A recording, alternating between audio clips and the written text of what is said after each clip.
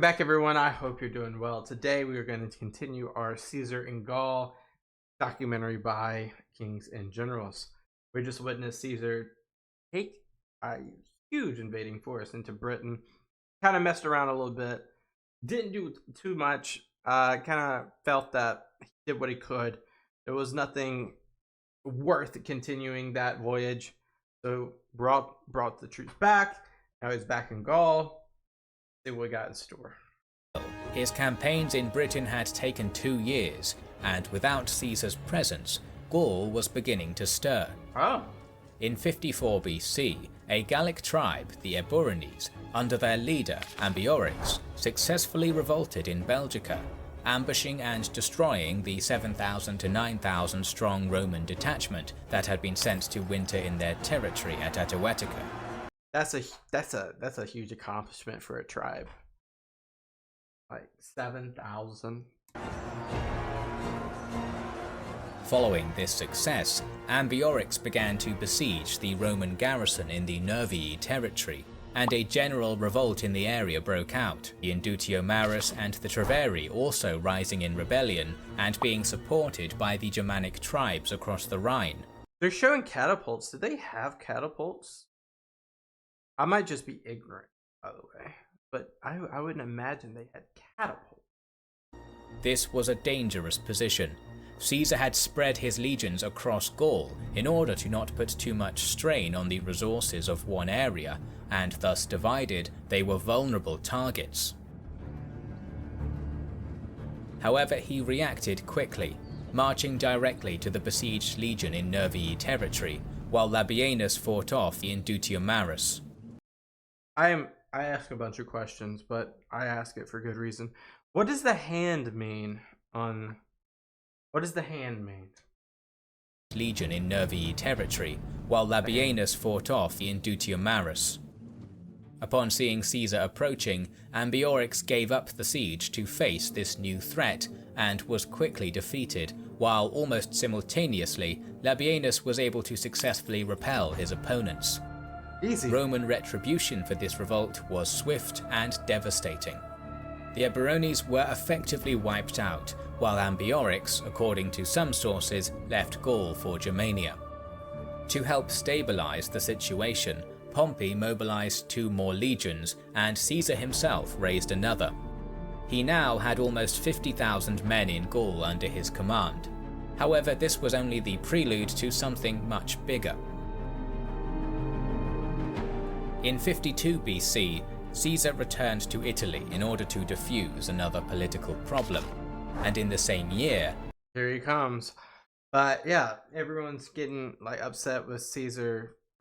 This is where the triumvirate's starting to kind of like crumble a little bit, not entirely. I'm not sure if Crassus is still here or if he's in Syria yet or going to Syria, but he's going to go back to Rome for a second, and then I think it's really about, he's already extended his governorship 10 years because he started it in like 58 or 59 BC.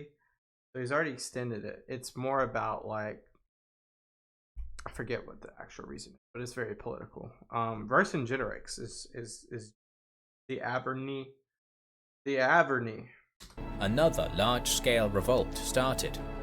An Arverni leader, Vercingetorix, who probably knew about the political problems in Rome, had organized an alliance of powerful Gallic tribes that, inspired by Ambiorix, were now seeking independence, and dang, look how big that is, had begun attacking Roman outposts and Roman allies in Gaul. Upon hearing this, Caesar quickly returned to Gaul to handle the situation. Going on one of his famous forced marches, he swiftly quelled the Senones and Carnutes by taking their capitals. His next target was one of the largest towns of the Bituriges, Novia Dunum.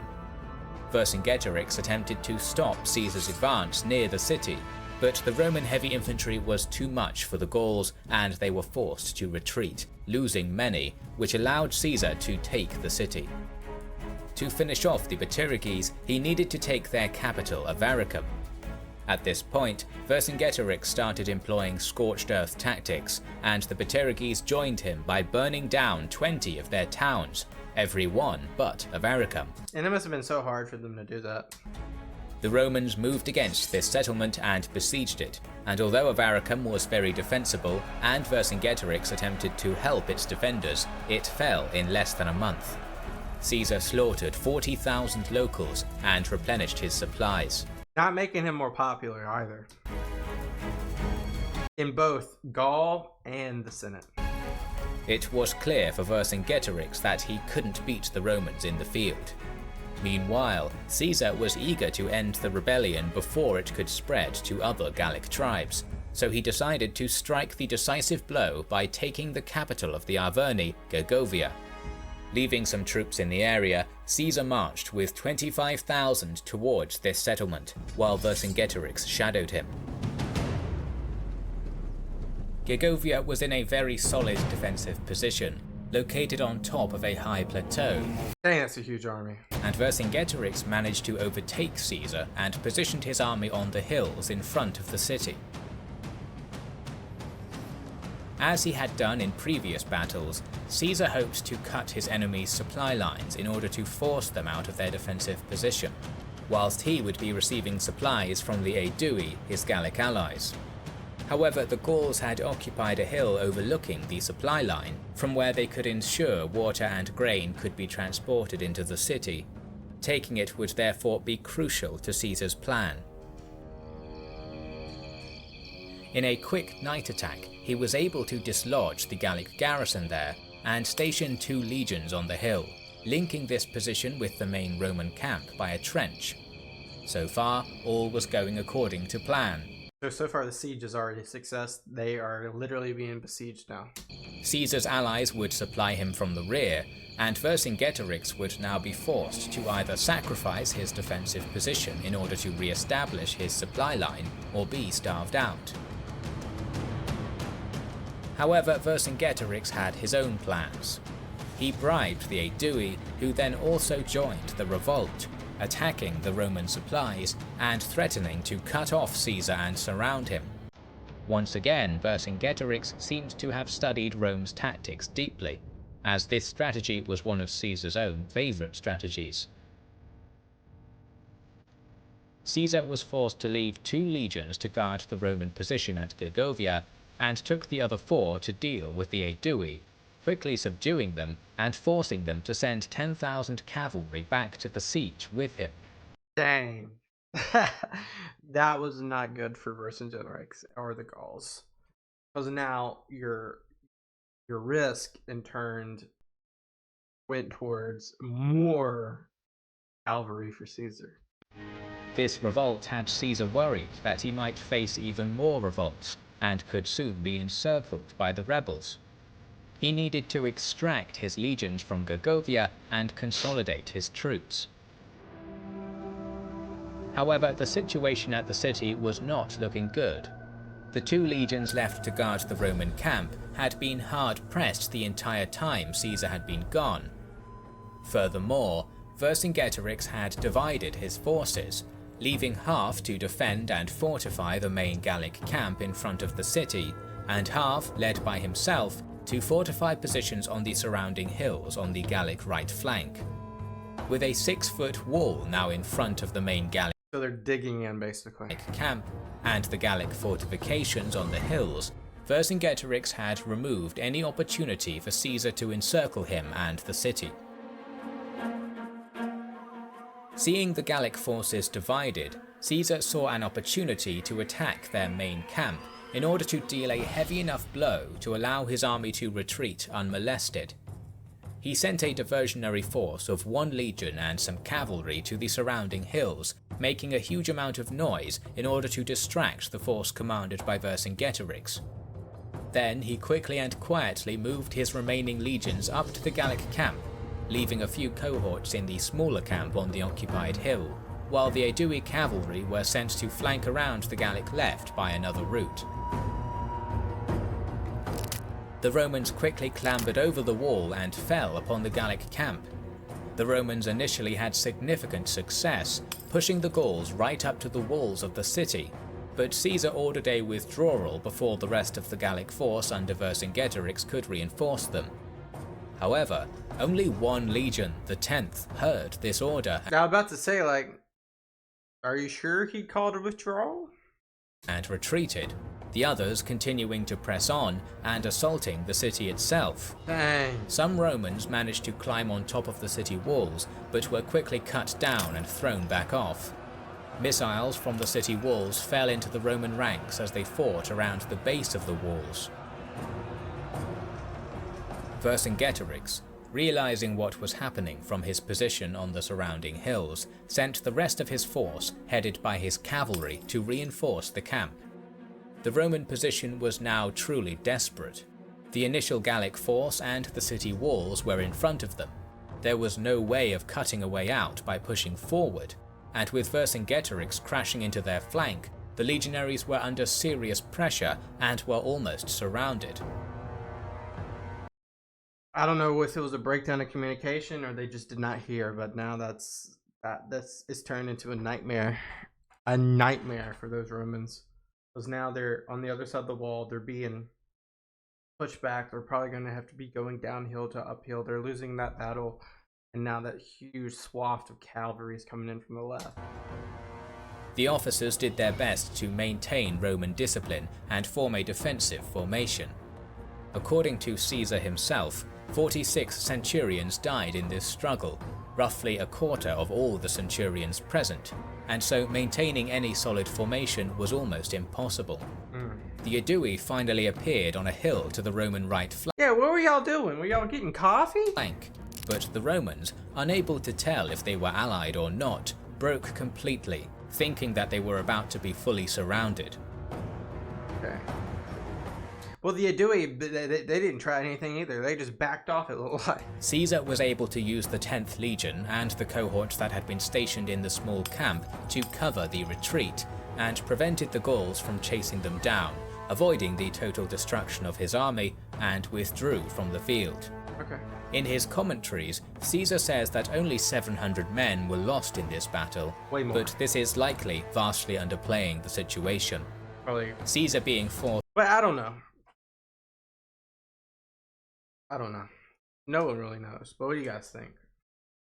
to assemble a rearguard and retreating shows how disastrous the battle was, and it is likely that the Romans lost thousands, modern estimates suggesting as many as 6,000.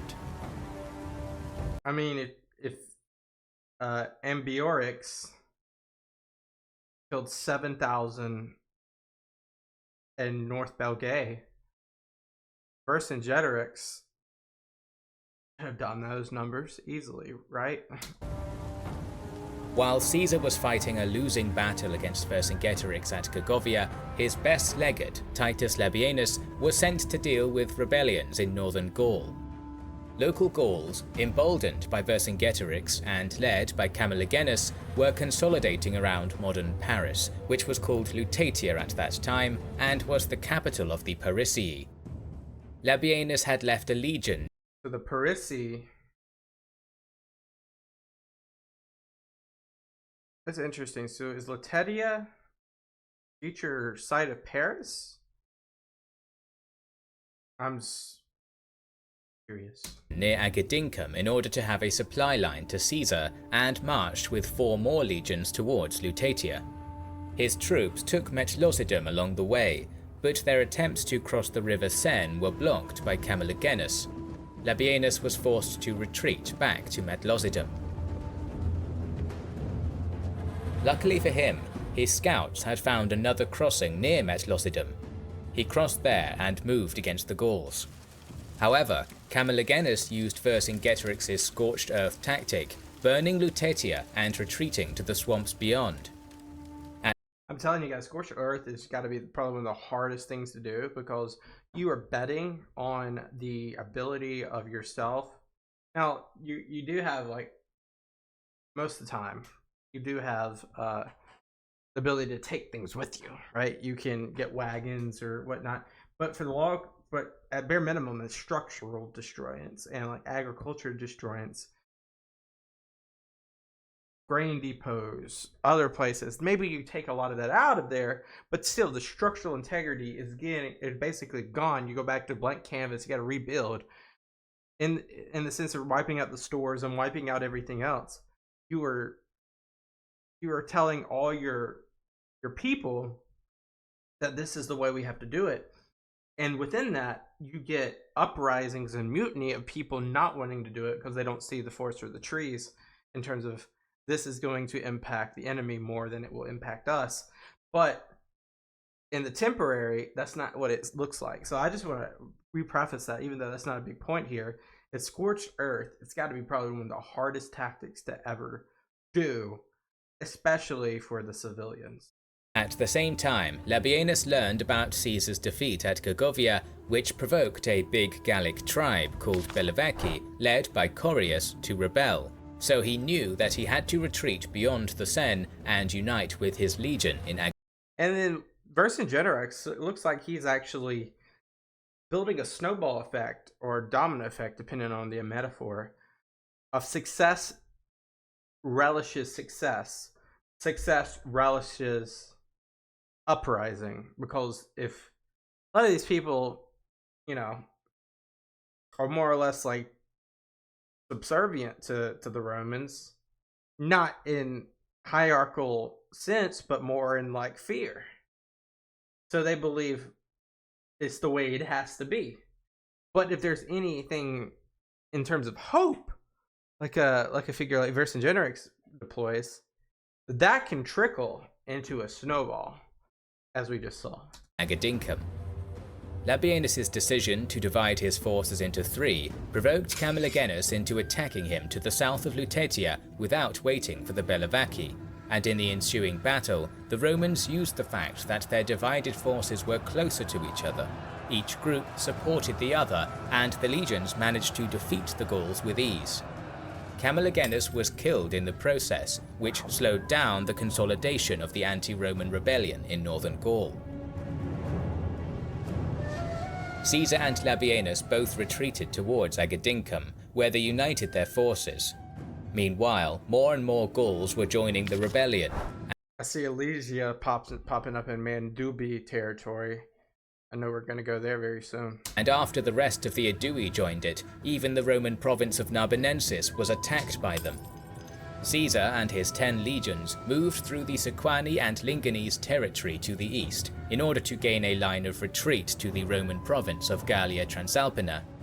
At the same time, Transalpine Gaul? Caesar's envoys secured a group of Germanic mercenaries who joined the Roman cavalry. Ooh. Vercingetorix and his 80,000 tried to attack Caesar when the latter was trying to cross the Vingaiani River, but the Romans were able to stop the attack with ease. It is not clear why, but this minor defeat the siege of Alesia is on our way. either disheartened Vercingetorix or showed him that he couldn't win against the Romans in an open battle.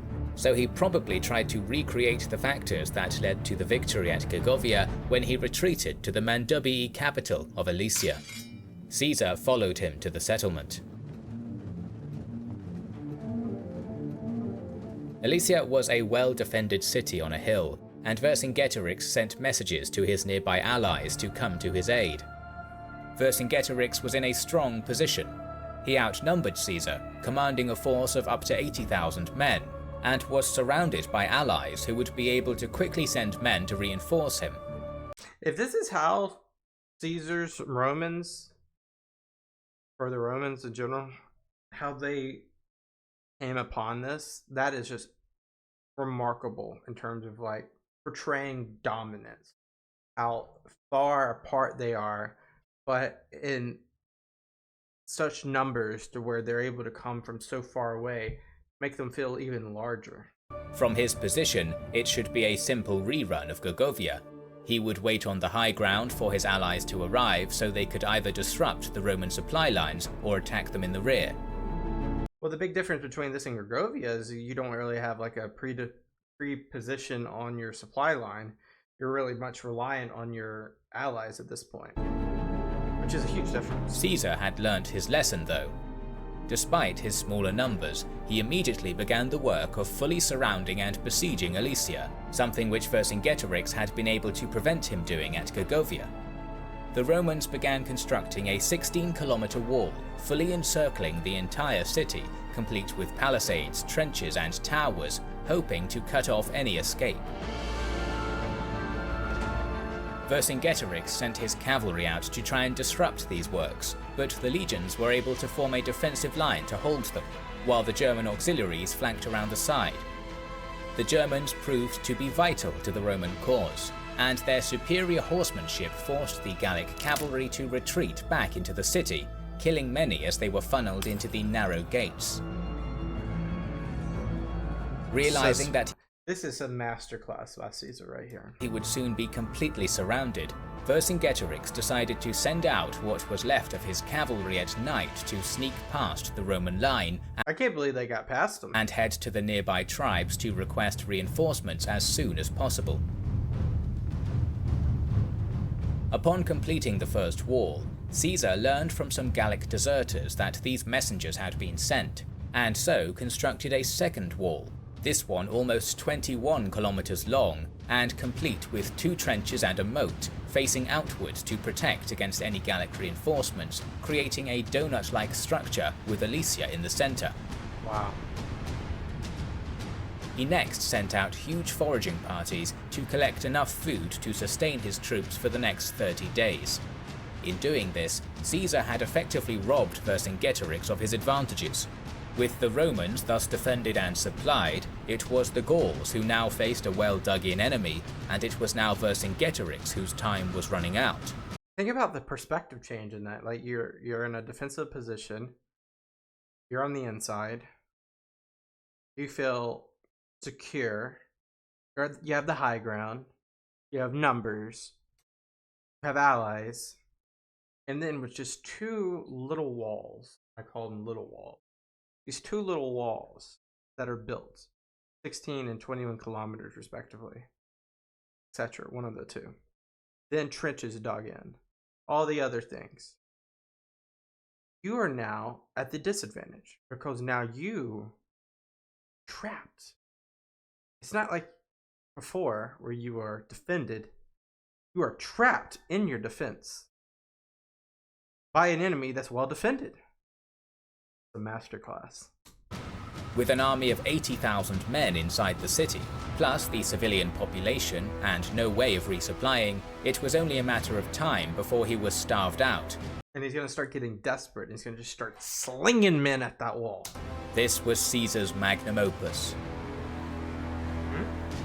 Faced with a desperate situation, Vercingetorix made the difficult decision to... Let me know, guys. If you guys... I mean, I just don't know. Is this the best portrayal of Caesar's military tactics?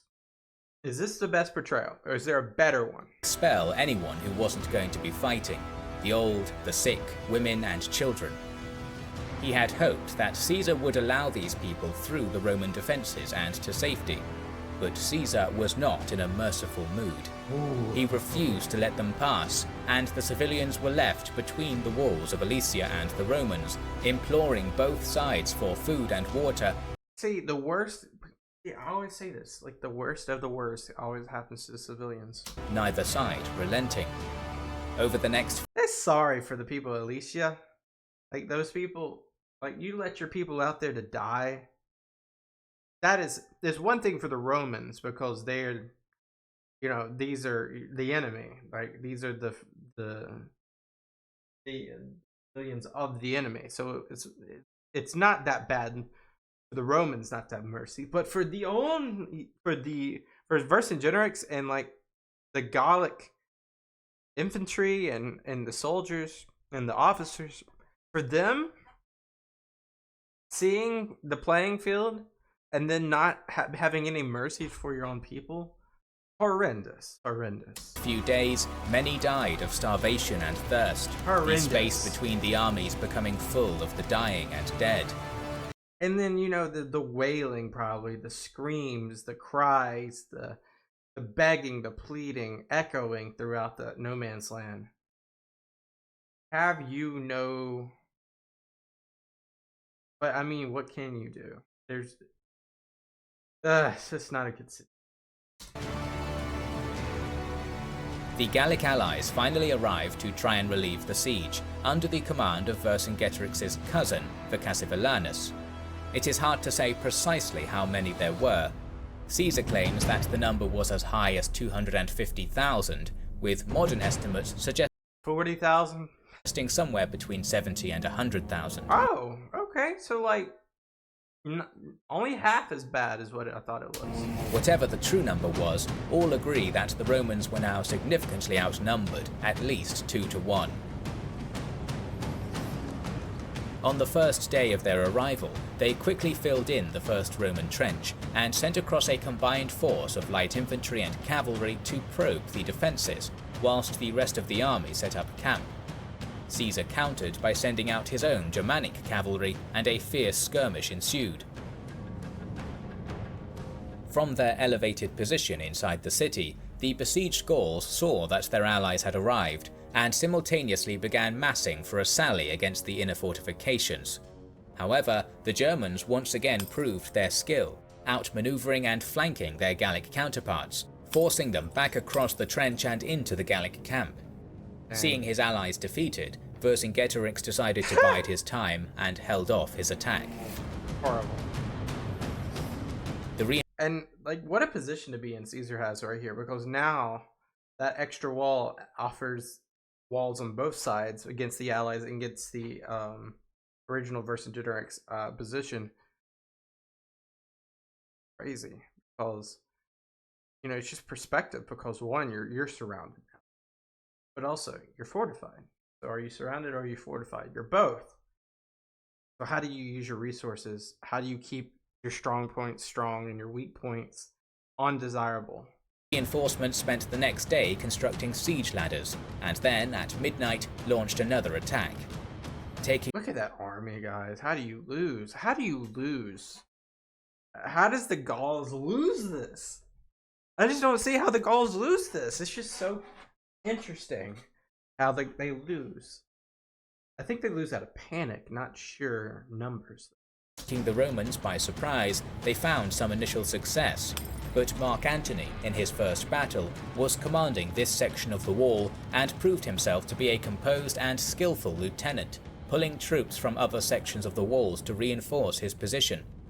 Again, Vercingetorix began to sally out to try and help his allies, but was delayed by having to fill the Roman trench. By the time he had crossed it, Antony had successfully fought off the assault, and I guess go back to Alicia. Vercingetorix again withdrew into the city. Following these two failed assaults, Vercassivelanus conducted more thorough reconnaissance of the Roman position, and discovered that a steep hill overlooked the Roman wall in the They're in between 4 mountains, by the way, apparently. That's interesting. northern section. Hoping to use this high ground to his advantage, the next day the Gauls used their overwhelming numbers to attack the entire length of the outside wall, but concentrated a larger force under Vercassivelanus on this portion. At the same time, Vercingetorix again sallied out, this time attacking the length of the interior Roman fortifications, hitting wherever looked weakest. This was the toughest the fighting had been so far. Caesar, as he had done at the Battle of Sabis, dashed from cohort to cohort, urging his men on, leading reserve cohorts personally to points where the defences looked like they were faltering. Vercassivelanus began making headway, piling earthworks up against the walls in order to mount them, and using hooks and siege engines to tear down the Roman defences.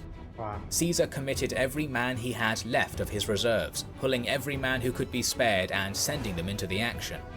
It was a desperate battle for the Romans. Between the two walls there would be no escape, and if the line faltered, the entire army would surely be wiped out. Yeah, just like I always say this, but the butterfly effect of this particular battle is so enormous. The Vercingetorix would be king of the Gauls. I know he would be. Like all the Gauls, if he wins this. Even with his The brother. Roman line was holding the Gallic army, but it seemed like it wouldn't last for long. But then, Caesar appeared at the top of the hill. Leading the Germanic auxiliaries, he crashed into the rear of the Gallic reinforcements. Surrounded now on all sides, the Gauls who had pushed through the breach were decimated and the tide of battle changed. Seeing their largest contingent broken, the morale of the rest of the Gallic reinforcements shattered and they quickly fled. With this threat thus neutralized, the Romans turned to deal with Vercingetorix, who was attacking the interior wall, and they were able to force him back into the city. This time they followed him back to the city. With the city still besieged and his reinforcements spent, Vercingetorix surrendered. It is unknown how many Romans died, but the casualties must have been fairly significant given the intensity of the fighting, particularly at the point where the fortifications had been breached. The Gallic relief force suffered heavy casualties, the entirety of the besieged army in Alesia was either killed or enslaved, and both Vercassivellaunus and Vercingetorix were taken alive. What an image here, guys. What an image. We got Vercingetorix on the white horse. Got some sort of slave in shackles. You have Roman. Is that Roman? Yeah. This is crazy. Wow. I guess you got Gauls and chains below to the left as well. This is a crazy painting. I could just look at this all day. Wow. Although most of the rebel leaders were either dead or captured, the resistance against Rome was far from over, as the Bituriges, Carnutes, Bellovaci, Atrebates, Anticavi, and others were still in open rebellion. In January of 51 BC, Caesar moved against the Bituriges. This winter campaign surprised the Bituriges, who were probably unprepared for it, and soon they sued for peace, which allowed Caesar to return to his winter quarters. However, soon the Bituriges were attacked by the Carnutes for yielding to the Romans. Once again, Caesar marched swiftly and took his enemies by surprise, forcing the Carnutes to submit. The Romans made new winter quarters at Genabum and stayed there until the spring. Leaving 6 legions in the area, Caesar took 4 and moved against the Bellovaci of Corius and the Atrebates of Commius. This campaign proved difficult, as both tribes abandoned their lands and fought a guerrilla war against the Romans. Fortunately for the legions, Corius was killed in one of the ambushes, which proved to be the final straw for the Bellovaci. They were convinced to seek peace, while Commius retreated to the east to continue his resistance. To the south, the Anticavi attacked Liminum and were defeated by Caesar's lieutenants.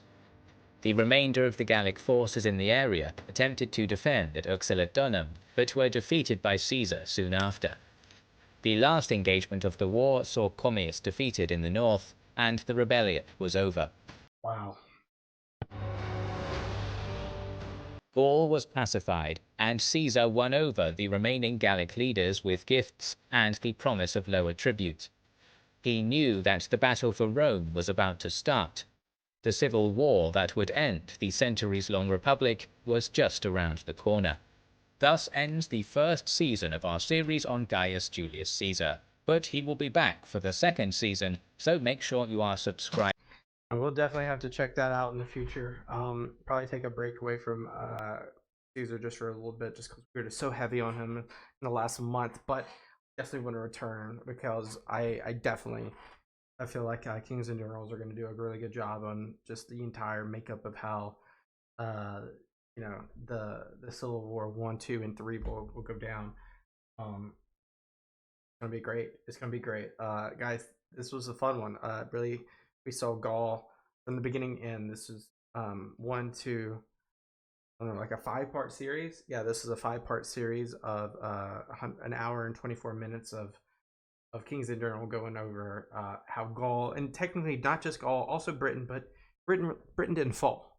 Britain didn't fall. Gaul fell collectively as a protectorate in the beginning, but more as a region of Rome now. Territory of Rome. Cisalpine Gaul is now the region. Don't know what else to say. This was, you know, this is not a lot of new information. However, it's new angles of the information. It's very interesting to learn about a lot of this that pre-ups like Civil War, as we just heard. Magnum opus of the Battle of Alesia. Unless you guys have a better battle that you guys believe in. Yeah. I don't know what else to say. I appreciate you so much for listening and watching alongside me. Please leave some video recommendations down below for me to take a look at. I'll check you out. I'll see you next time. Peace out. Bye-bye.